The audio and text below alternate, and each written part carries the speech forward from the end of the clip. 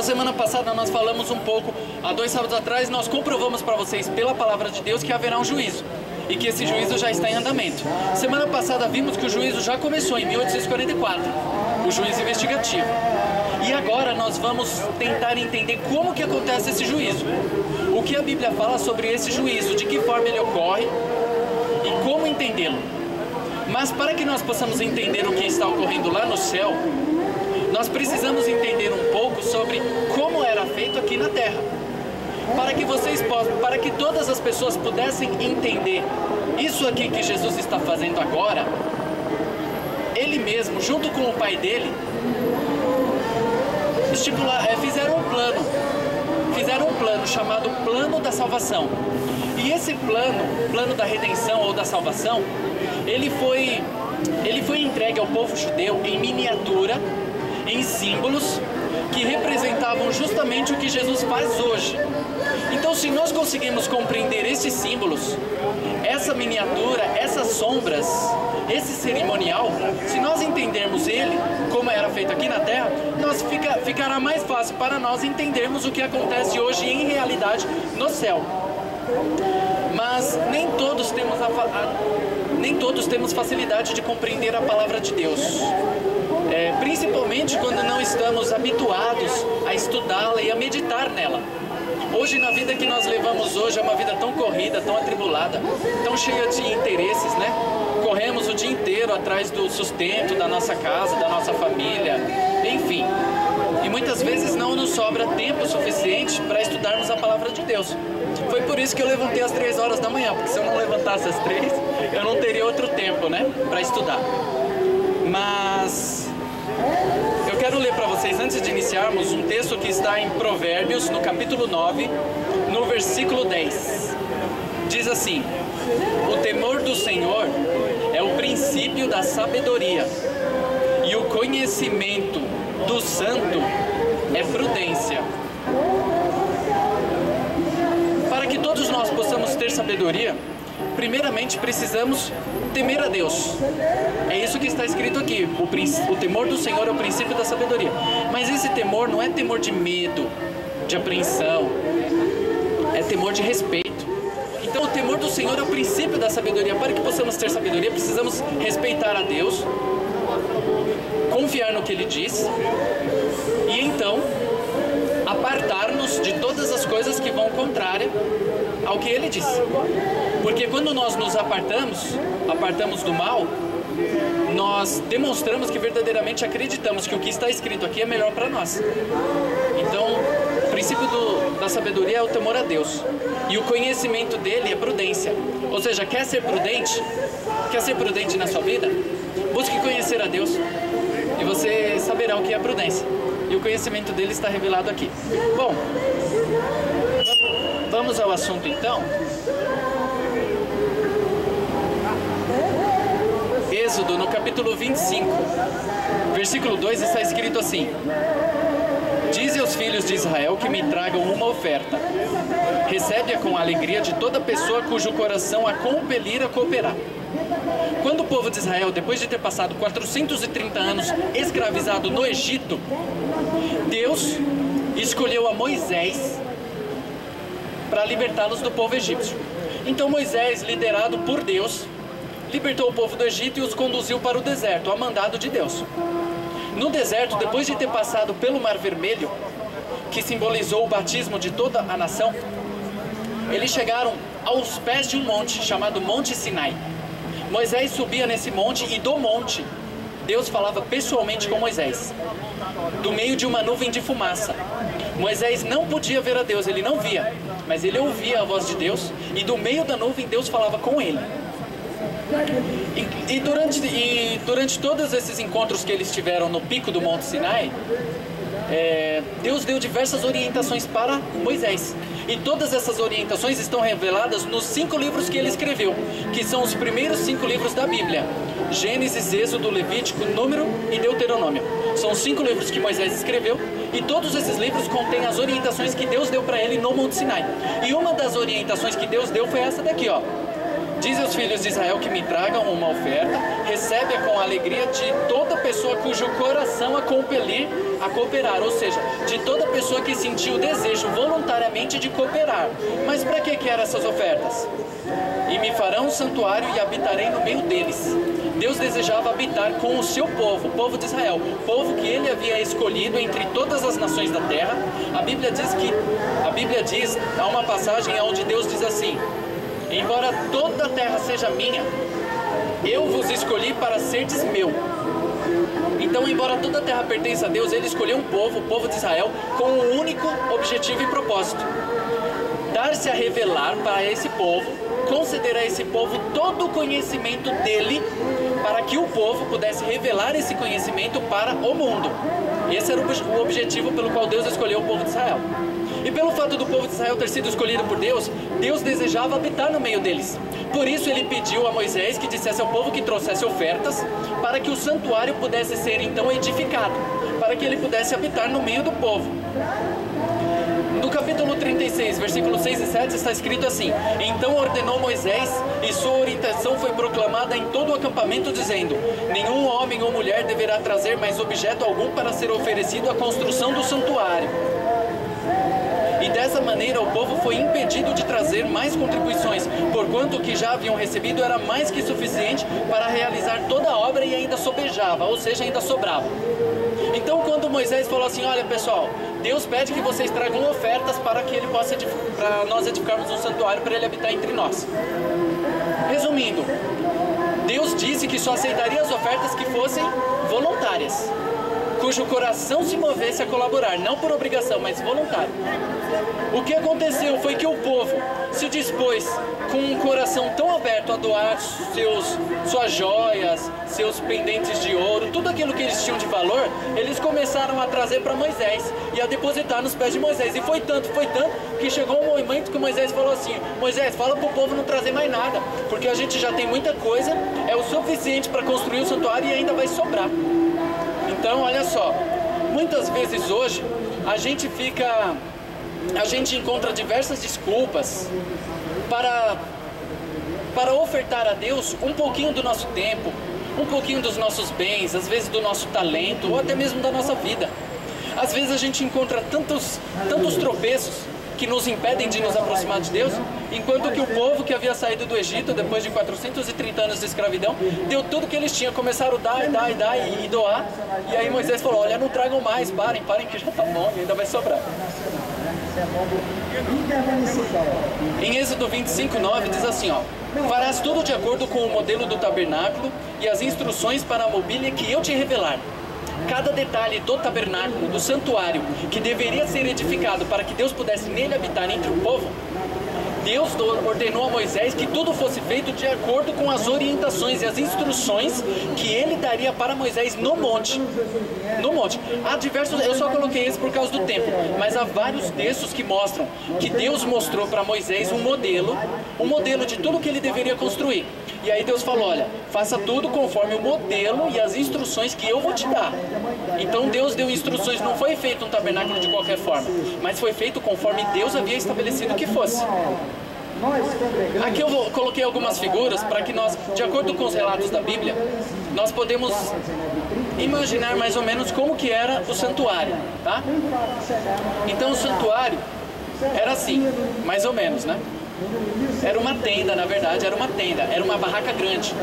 Ele não era feito de pedra, com laje, enfim, era uma tenda. Por quê? Porque o povo de Israel, que acampava assim em volta do santuário, eles estavam apenas peregrinando no deserto. Então o objetivo de Deus, ao pedir que eles fizessem um santuário desmontável, é que para que durante todo o tempo em que eles estivessem peregrinando no deserto, rumo à terra prometida, que era a Canaã, que Deus havia prometido dar lá para Abraão, lá no passado, então ele falou o seguinte, que o povo deveria habitar em tendas, para que não se esquecesse que eles aqui no deserto eram apenas peregrinos. Eles eram forasteiros, estavam apenas peregrinando, mas que eles estavam indo rumo a uma nova terra, uma terra prometida. Assim também nós. a simbologia do santuário já começa por aí. Nós também, neste mundo, estamos apenas de passagem. A Bíblia nos ensina que nós não devemos nos preocupar em querer fixar uma moradia estabelecida nesse mundo. Por quê? Porque aqui a gente só está de passagem. Na verdade, Deus prometeu nos dar uma nova cidade, uma nova terra. Uma terra que emana leite e mel, uma terra onde habitaremos para sempre. Por isso que se nós colocarmos a nossa mente e as nossas forças, as nossas energias e os nossos dons em querer estabelecer uma moradia fixa nesse mundo aqui, a gente acaba perdendo de vista o foco do que Deus deseja nos revelar. E aí a gente acaba deixando de nos preparar para morarmos com Ele. Então era mais ou menos assim, existia um espaço aqui, ó, que era chamado de pátio exterior.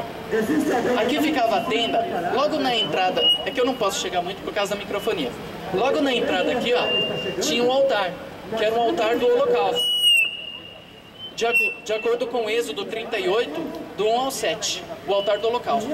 Logo depois, entre o altar e a tenda, tinha uma pia de bronze, onde os sacerdotes, antes de entrar no santuário, eles se lavavam os pés e as mãos, antes de vestirem a roupa. Então eles se lavavam, vestiam as roupas sagradas para poder entrar então no santuário e fazer todo o ritual. Êxodo 38:8 fala da pia. E aqui está o tabernáculo, a gente está vendo ele externamente. Eu tenho mais duas figuras aqui, ó. Aqui é uma outra figura também, né? Que pode mostrar mais ou menos como era. A gente pode ver aqui o povo todo reunido ao redor, né? Aqui a figura muda mais ou menos o formato, porque cada um imagina de um jeito, mas a base, de acordo com o que a Bíblia fala, é que era mais ou menos assim mesmo, né? E aqui uma outra imagem também, uma outra imagem de um outro ângulo, enfim. O que acontece? A visão interna do santuário, de acordo com o que a Bíblia diz, é mais ou menos assim, ó. O santuário ele se dividia em duas partes, ele tinha dois compartimentos. O primeiro, ele entrava por aqui. O primeiro, que era o lugar chamado Lugar Santo. O segundo, chamado Lugar Santíssimo, que ficava atrás de uma cortina. Essa cortina era toda bordada de anjos. Existiam muitas figuras de anjos bordadas em ouro, fios de ouro, né? Representando então o interesse dos anjos por esse ministério, né? Porque é um ministério que os anjos na verdade não entendem. Tudo isso que Jesus faz por nós, a sua morte, o seu sacrifício, o ministério dele hoje, os anjos não entendem, porque eles não passaram pela experiência, pela situação pela qual a gente passa. Então, eles não entendem, porém são muito interessados e eles colaboram com essa obra. Então, aqui é a cortina e o segundo compartimento, que é o chamado Lugar Santíssimo ou Santo dos Santos. Logo que o sacerdote entrava no santuário, era essa a imagem que ele tinha. Ele entra no santuário, então ele vê isso daqui, ó. Essa é a imagem que ele tem, de acordo com Hebreus 9:2. Esse é o primeiro compartimento. Essa vermelha aqui é a cortina, né? Então aqui, ó, a gente pode ver, do lado direito tinha uma mesa com 12 pães.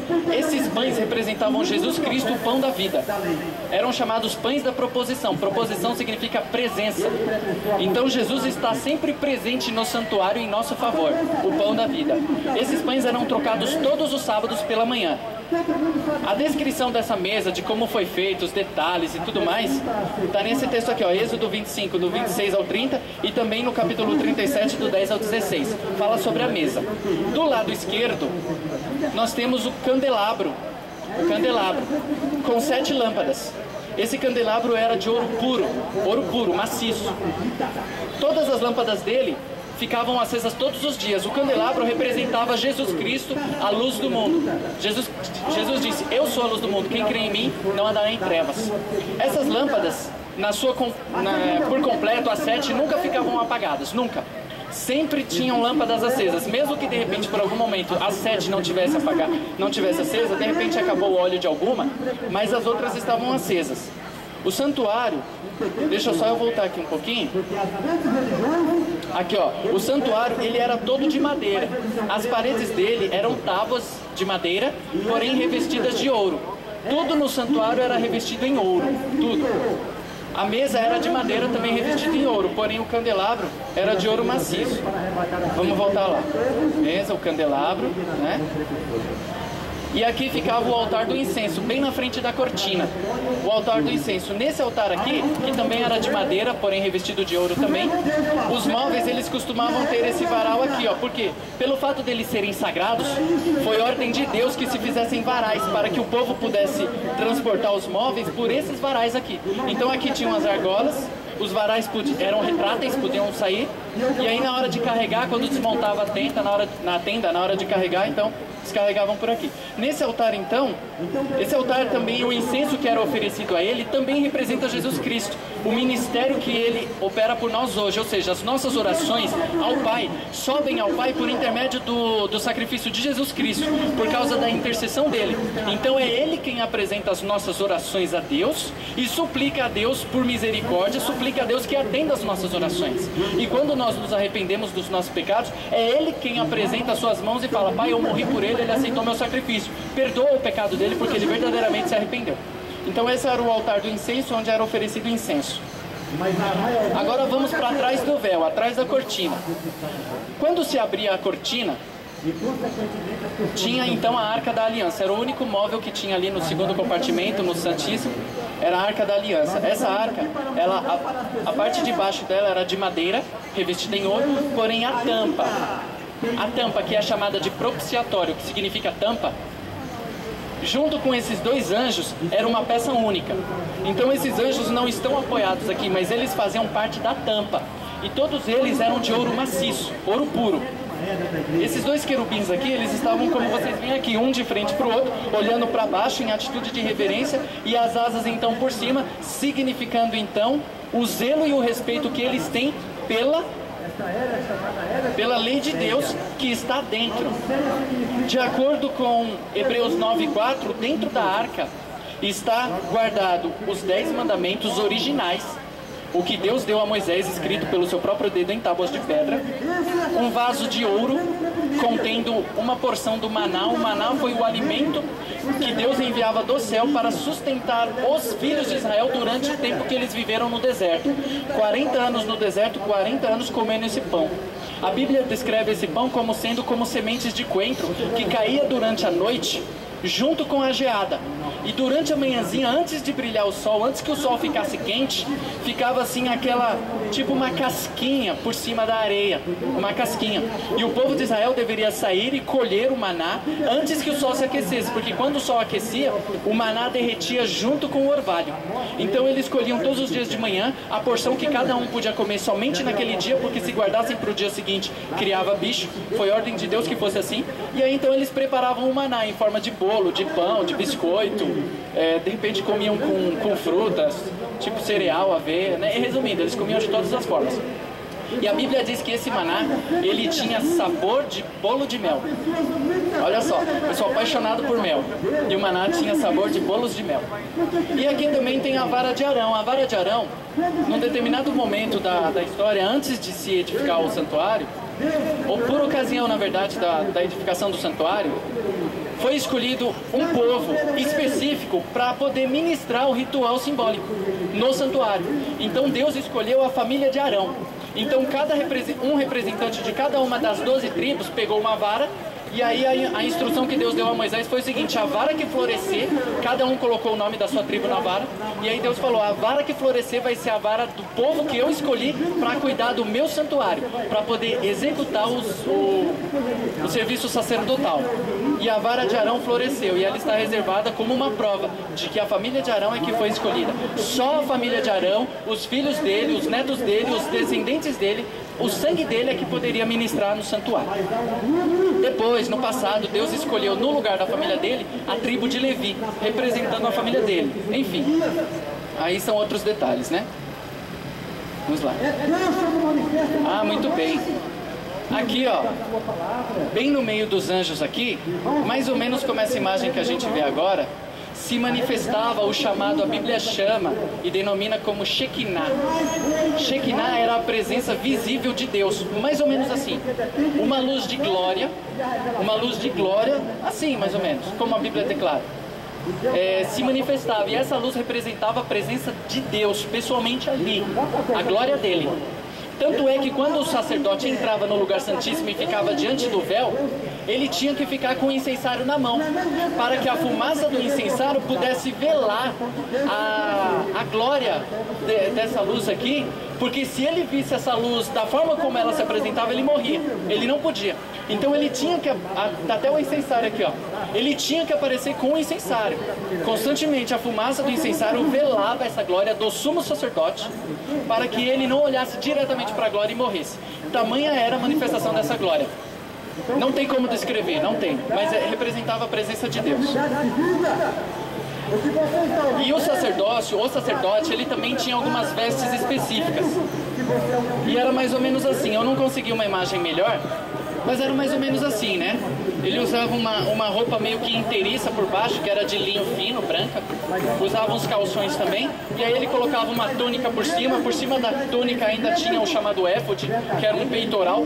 Nesse peitoral tinham 12 pedras preciosas, uma diferente da outra. E cada uma dessas pedras representava uma das tribos de Israel, uma das 12 tribos. Tinham duas pedrinhas aqui, chamada Urim e Tumim.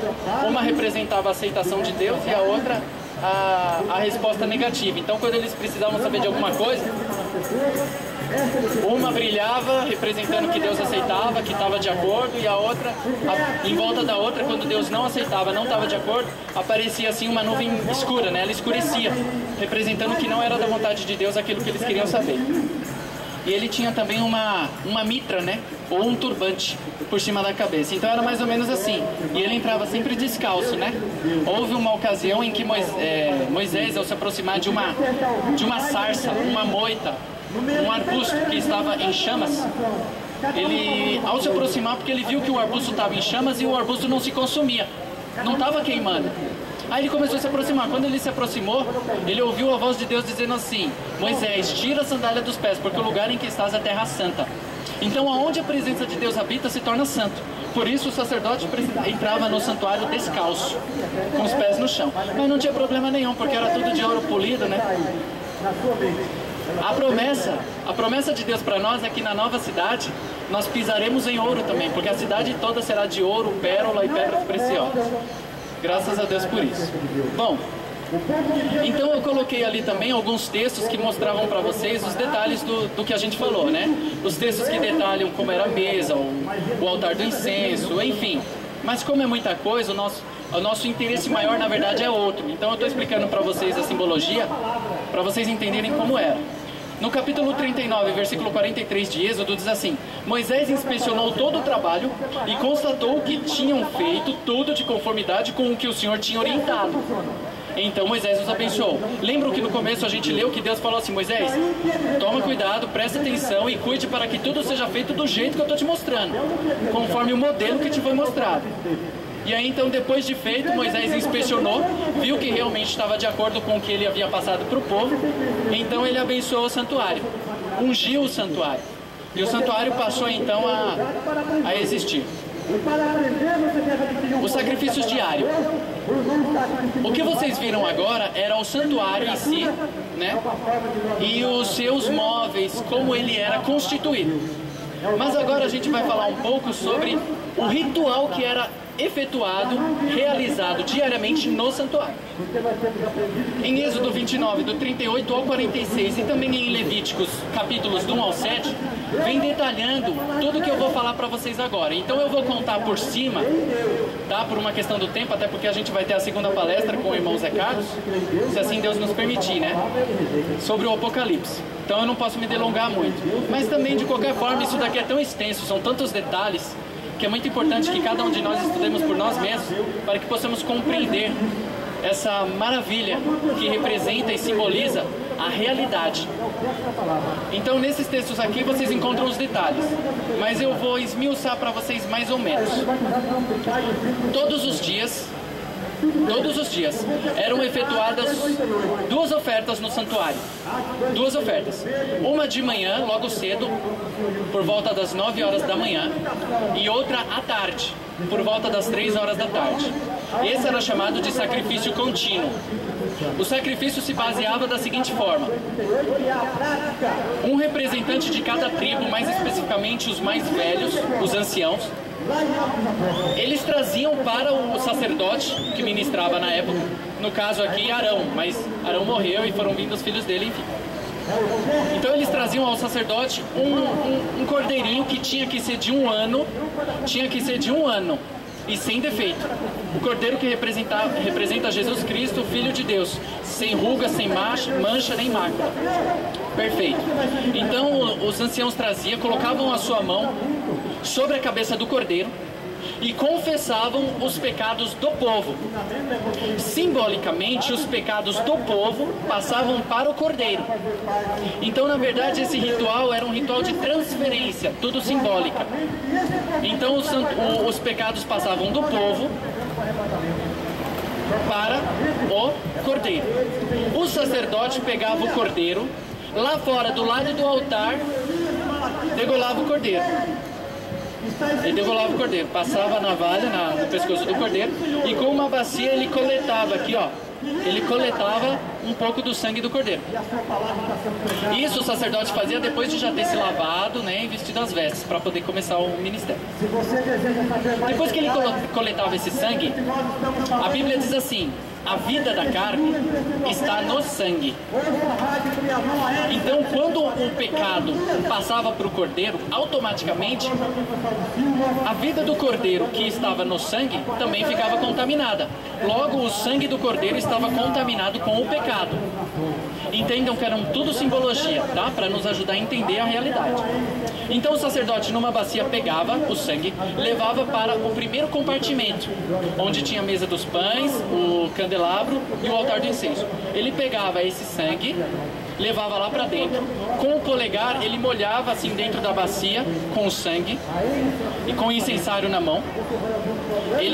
O altar tinha 4 pontas, eu esqueci de mostrar isso para vocês, mas não sei quem viu, no altar do incenso lá tinham 4 pontas, assim, um em cada ponta, 4 chifres.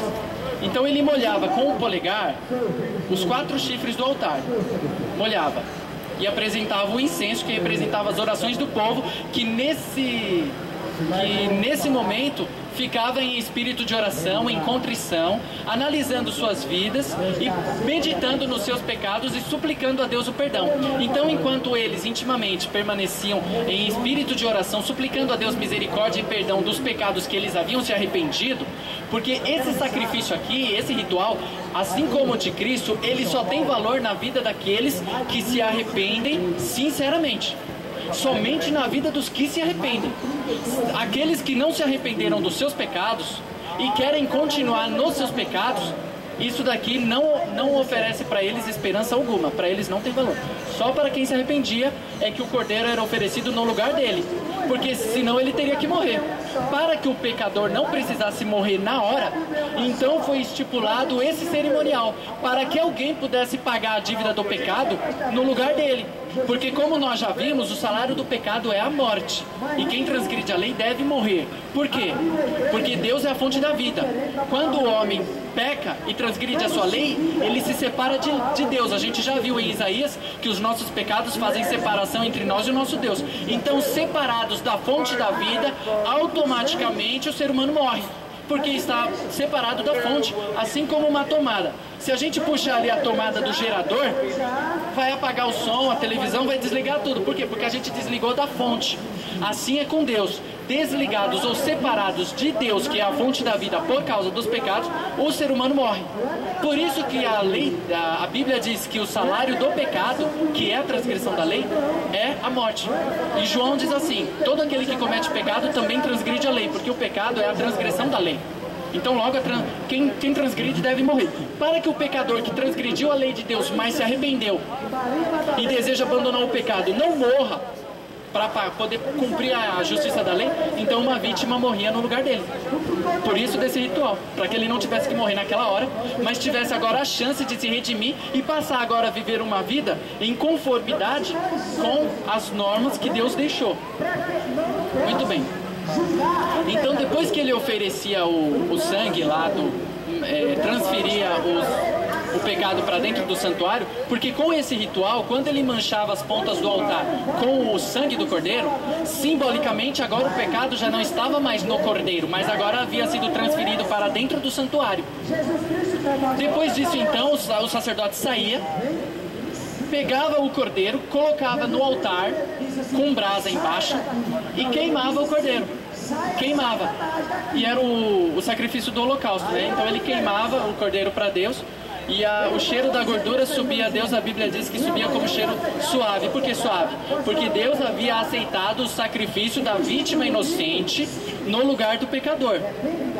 O pecador era justificado, ou seja, era perdoado por meio desse ato por causa da fé, porque Jesus Cristo era o verdadeiro cordeiro.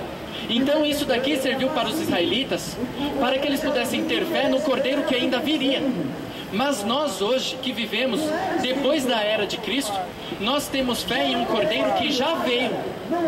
Então os israelitas esperavam um cordeiro que ainda viria, tinham fé nele, mas nós temos que alimentar a fé no cordeiro que já veio e já morreu, porque Jesus já morreu. Então assim Deus aceitava, e isso era feito todos os dias, de manhã e à tarde, durante todo o ano.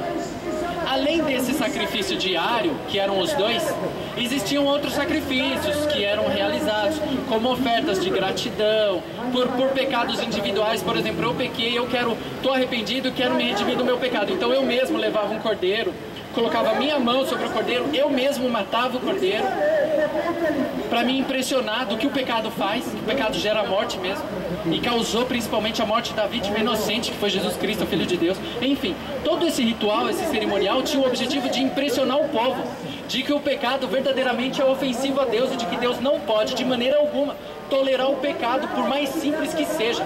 Deus não pode tolerar o pecado. Se ele pudesse tolerar o pecado, e se a lei dele pudesse ter sido mudada, então o verdadeiro cordeiro, o filho dele, não precisava ter vindo morrer. Era só ele ter mudado a lei, era só ele ter dado uma desculpa, ou simplesmente ter destruído todo mundo e falado: não, meu filho não vai morrer, vamos mudar essa lei porque essa lei não funciona. Não. O fato de Jesus ter morrido é prova de que a lei de Deus nunca será abolida. E ninguém, nem na terra nem no céu, tem autoridade para mudar essa lei. Paulo disse, nós comentamos a semana passada, Paulo diz assim: ainda que um de nós, ou até mesmo um anjo, desça do céu e vos apresente outro evangelho, que não seja aquele que nós já vos apresentamos, que seja amaldiçoado. Então a lei de Deus é imutável. Tanto é que ela foi escrita em tábuas de pedra e está reservada dentro da arca, o grande original de Deus, como testemunho a todas as pessoas. E um dia, precisamente alguns minutos antes de Jesus voltar, essa lei, a original, será apresentada no céu, para que todos vejam e tenham evidência de que a lei de Deus realmente existe e deve ser guardada.